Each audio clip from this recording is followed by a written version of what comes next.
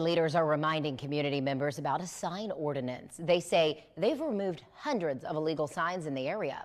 Our Ariana Meadows explains.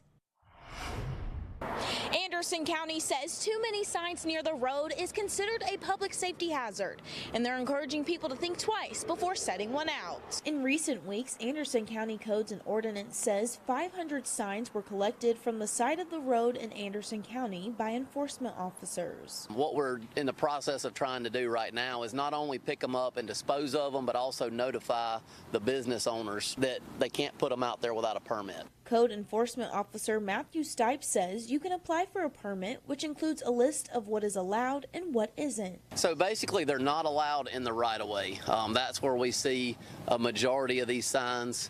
You know, probably 99% of them are in the right-of-ways.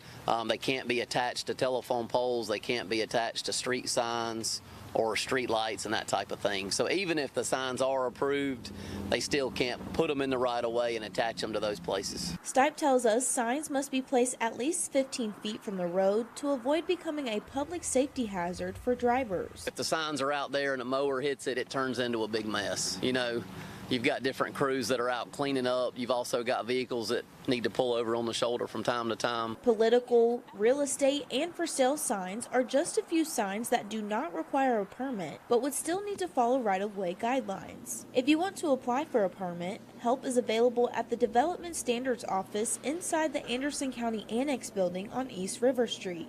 If it turns into a reoccurring thing where they're still putting the signs out, eventually we would have to cite those people. Something obviously we don't want to have to do. We're just hoping that they would follow the ordinance and go through the process the correct way. In Anderson County, Ariana Meadows, 7 News.